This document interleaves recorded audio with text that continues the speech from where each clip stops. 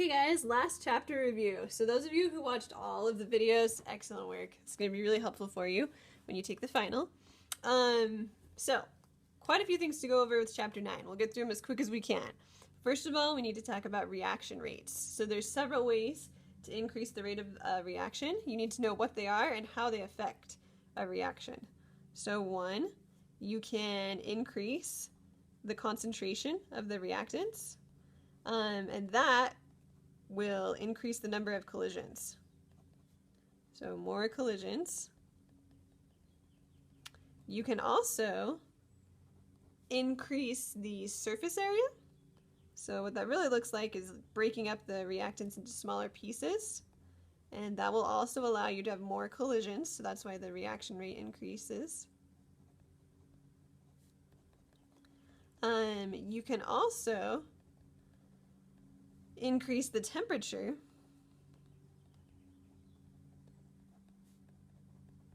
and that not only allows you to have more collisions, but it also allows you to have the collisions have more energy because they're moving faster. The molecules are moving faster.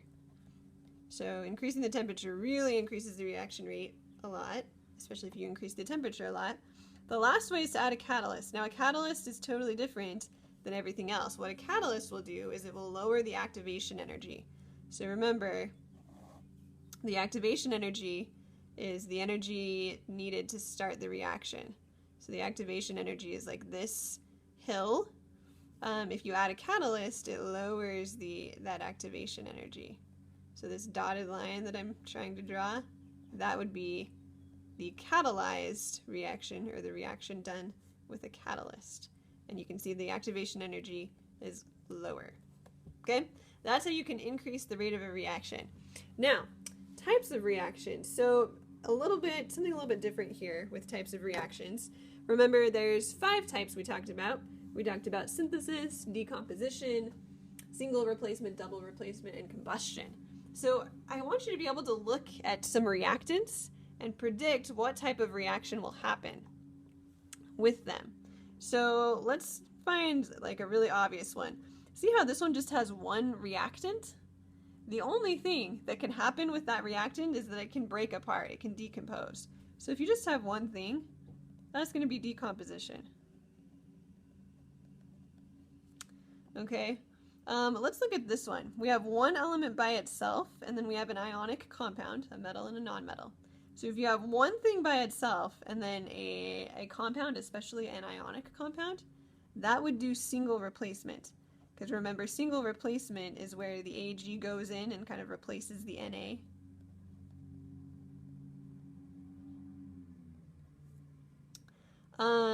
So that's single replacement. We also, down here, see how I have just 2 elements by themselves? These are not compounds. Like, we just have N and we just have H. So they can't do single replacement or double replacement or combustion. So if you have just 2 elements by themselves, that's going to be synthesis, because those 2 elements can combine. They would actually form ammonia. Now right here, notice I have 2 ionic compounds.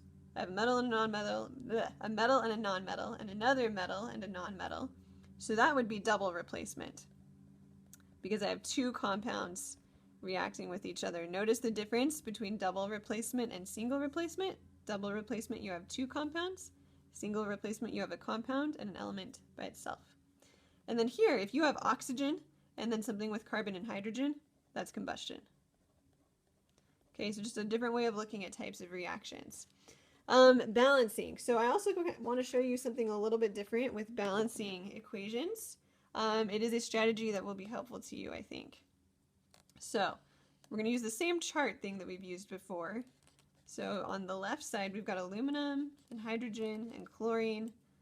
Same thing on the right. I'm going to make note of how many of each I have. I've got 1 of each on this side. And then I have 1 aluminum, 3 chlorine, and 2 hydrogen on this side. Now, I always want to do hydrogen and oxygen last. So let's start with chlorine. So if I put chlorine right here, or to balance chlorine, I need to put a 3 right here.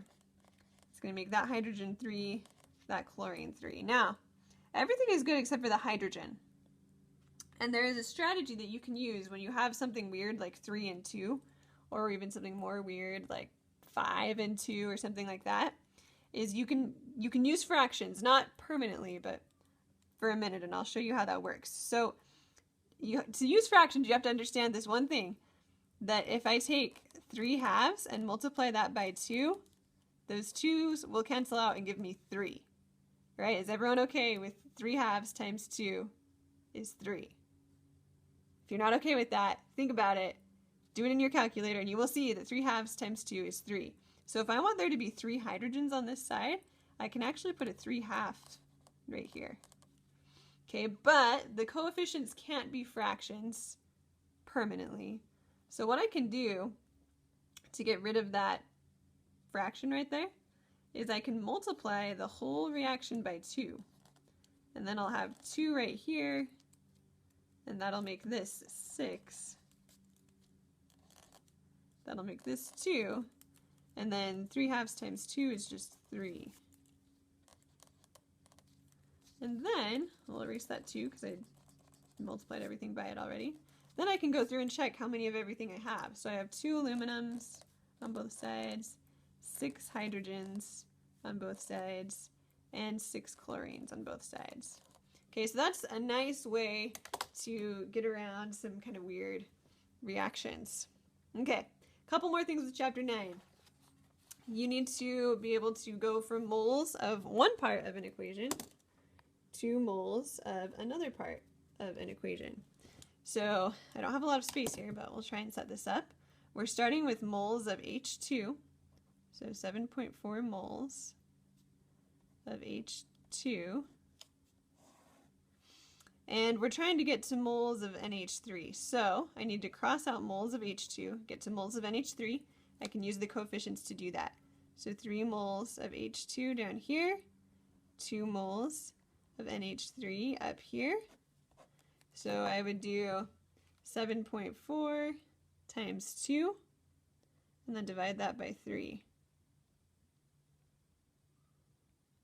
That would give me 4.93 moles of NH3.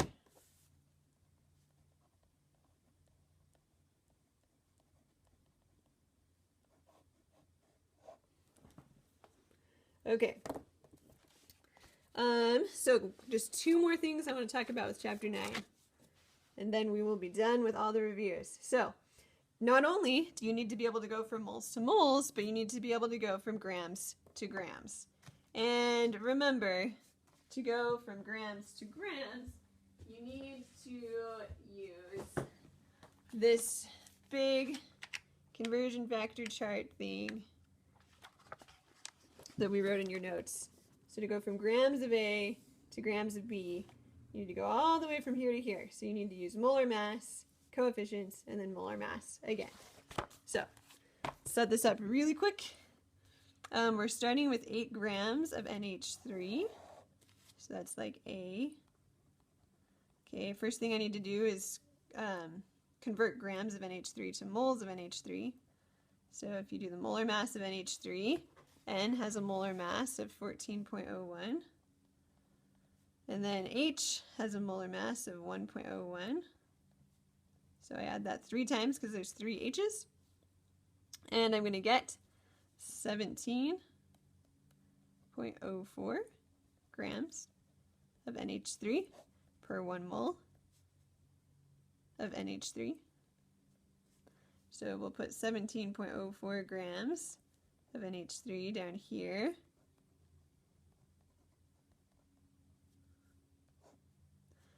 Okay, and then we need to use the coefficients. So the coefficient of NH3 is 2, and I'm trying to get to N2. So the coefficient of N2 is just 1. So that goes up there, moles of NH3 cross out. And then finally, I need to use the molar mass of N2 to get to grams of N2. So that's just going to be 14.01 times 2. So that's going to be 28.02 grams over 1 mole. So 28.02 grams of N2 over 1 mole of N2. And then you would just multiply across the top and across the bottom and divide. So just to show you that in case you need to see it, you're going to go 8 times 28.02. That's 224.16.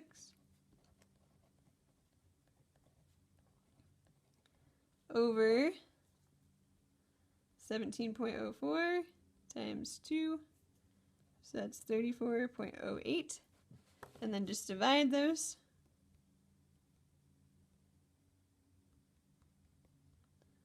And that would give you 6.58 grams of N2. Okay, finally, last thing. You need to be able to tell the difference between an endothermic reaction and an exothermic reaction by a graph. So, on the left, you have potential energy. If the energy of your reactants, which are right here, is higher than the energy of your products, which is right here, that means you lost energy. Energy was released, so it's exothermic. So this graph is exothermic. If your products are higher in energy than your reactants, that means you gained some energy in the reaction, and your reaction is endothermic. All right, so that's chapter 9. Again, as always, let me know if you have any questions, and good luck on the review and the final.